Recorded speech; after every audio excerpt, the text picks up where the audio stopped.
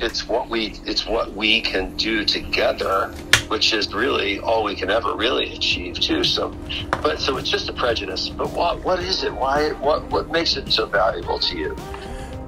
Okay, you know what? Normally, and because of who you are, I never asked you this question. And it's before I answer, I really do have to ask you a question, which again, it's not semantical, but it's a very important precept. Mark, what does popular mean to you? I know you just asked me that question. Yeah. The answer is in the question. Yeah. Meaning, what does popular mean to you? Now address that. Give me your one-off. You did answer, yet I'm asking you to answer it again in this. And sure. And it's with your permission, I'm recording our first popcast with the great Mark DiMassimo, who's teaching me my instinctual energies. So, Mark, what does popular mean to you? First off, and just simply, popular is what people like. Okay. Yes. What's it mean? Is that what it means to you? But okay. So that would be a plurality inquiry. That would be a plurality observation. Make it singular, or in other words, So what's my popular? Exactly. What does popular mean to you? I would say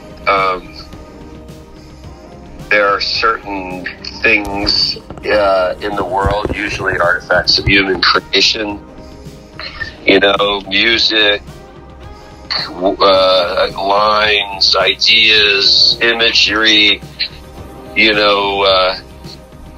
great pieces of video or whatever.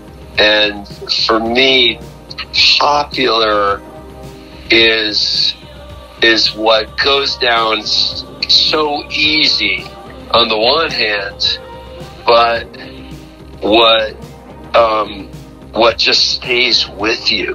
It's that it's hard to describe how it happens, but it's sort of like the pill that is so sweet, and yet its effects are so lasting. There's a complexity in it. Right. And so popular is one of the greatest misnomers of our entire lexicon in speech and idea. And it is an incredibly low-hanging fruit that we can all have validation become a natural resource that is plentiful and also valuable at the same time. How popular works, first of all, in the singular, it's belief system. I endorse or love. I like the color blue. There is no opposition to that. It's my choice to identify. As soon as we ask multiple people, what's your favorite color? And blue comes up 60 out of 70 times. Now it's science. Popular is religion and science together, harmoniously interacting, reacting, competing, fighting, struggling. The dialects are infinite. The human condition is in this word. Everything is paired into this term, and we don't even know what the consensus of true popular of our plurality is. We presume Elvis Presley is popular because the labels concocted it that way, and of course it was contagious because he was exposed to people, therefore programming the mind. And this is where your innate dis-ease with popular by consent, by this idea, because you know this as an ad man, as a creative person, as a spiritualist, as an inventor. You know the concoction of popular is wielded more than even sometimes earned. Yes. Wow. It's a good thing that you've got the Messiah complex under lock and key, because you can give a Moses-like speech Like nobody. I think writing and speaking might actually be your thing, and you just maybe didn't know it. Mark, but beautiful. I've been through so much pain with this. I really am no BS here. I remember standing outside of your agency homeless in Bryant Park, wanting to go in and meet with you and, you know, make a grandstand. And I literally was sad and depressed, trying to figure this out, wanting to find a partner. And literally the source told me, you don't need money. You need permission. You need access. You need the grace. And that required me to do all the work. Okay, and you're talking to me 20 years later that I'm actually, the only thing I did is not give up. And I'm still not there. We're still, believe me, you're proof in the pudding that there's an opportunity here, that I am only the cog in the wheel. I can talk a big game, yet this is about the people and the team. I want to present something to you that is over my head, so astronomical, and you might have the academics to compute the processing of what this is. Have you ever heard of a term or science called gematria? No. Oh boy. Oh boy. I better fill in that gap. Okay. Oh. You already know, it's just the term you probably haven't heard. Gematria is the first science created by human beings dated back to the ancient Sumerian era. Gematria is in play today in the government as per naming conventions and selections of dates, times, and what it really is the math science of letters. Of letters. Of letters. A means 1. B is 2. The sounds, not the letter. B, E, se, and translatable in any language. And they used it in the ancient Sumerian era, pre-biblical, which is written in the Tower of Babel, where people were speaking so many languages, nobody knew what the heck they were saying.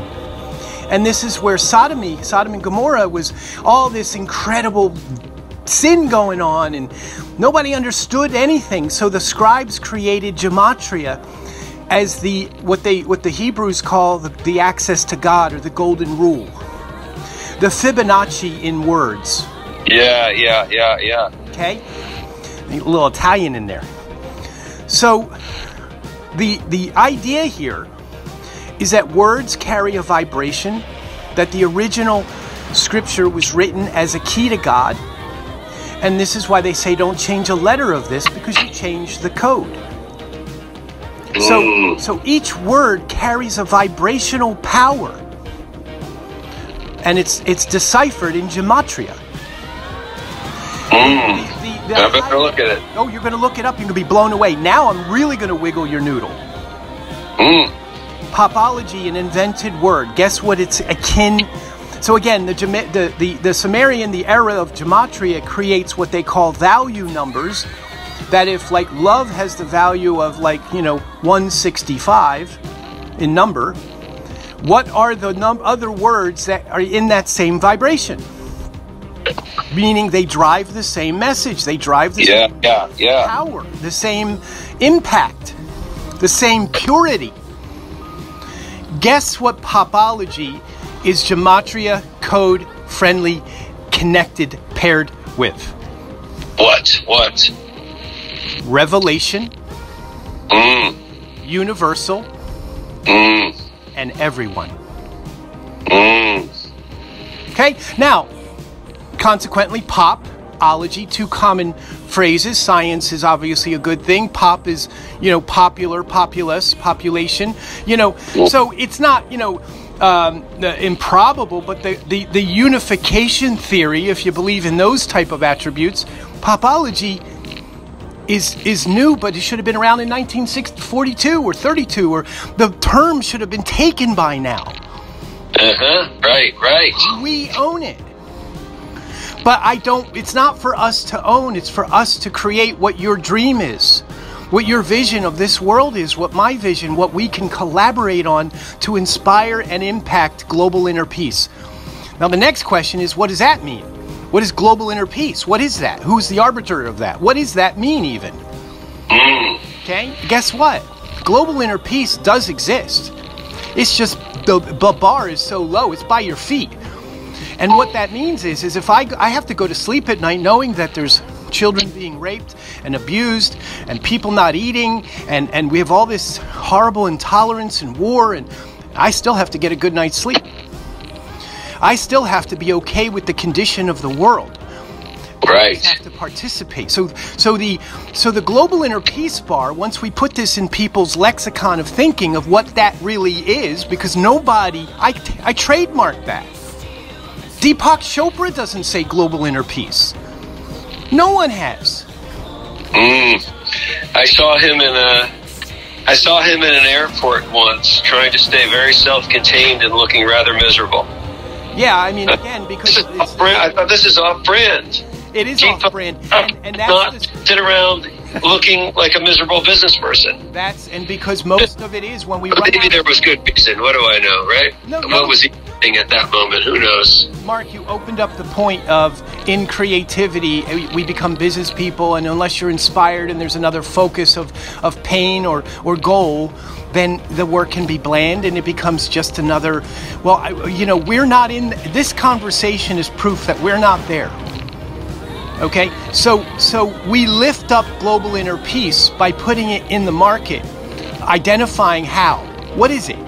Well, what it is something we can lift up from our feet to our chest and say, okay, well, at least people are fed now. Okay, we're all fed. All right, well, there's some inner peace. There's some true inner peace, global inner peace there. We haven't been thinking it's easier to solve all the problems than one of them. All right, yeah. And Popology can do this activation. That's why we built the technology. I'm not in the game to be a technologist and platform or, there's big money in it, but I had to build something to create our voices to matter on a scale that if I was in your seat, look, you're a wild-eyed prophet visionary, and there are wild-eyed prophet visionaries that kind of walk the earth until they fall over. Someone kind of has to come along and connect it. Build some legs under it, right? And so your ability to get technologists around you to think through the issues, to architect it, which you have, which I've seen, means that you're not just a prophet of this stuff. You're also bringing it in. You're bringing it into reality. Hey, 9:56. You've blown my mind. I need some of my mind for the important or at least pop relevant work that I have to do starting at 10. So I got to go. You got it, brother. Well, you need anything? Call me. You made me weep this morning. You made me dream. You made me think. You reawakened hope. You changed the resonance of the word popular in my mind. You taught me about a whole new science I didn't know was out there, and you also elevated me up into the swirling streams of causation, where possibilities for world inner peace and world participation and a positive popularism become conceivable. So I think you did a lot for 15 minutes here. You are so DiGo for the ego. All right. See you look, I'll reach out to you later today, say how it's all going, and then let's. I think we're on our way to having some big things to do together on a bunch of fronts. Yes, sir. And you know what the best part is, Mark?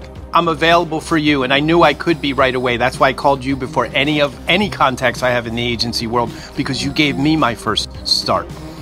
God bless you. Yeah. Yeah. Our stories are intertwined. May it continue. All right. I'll talk. Enjoy. Bye.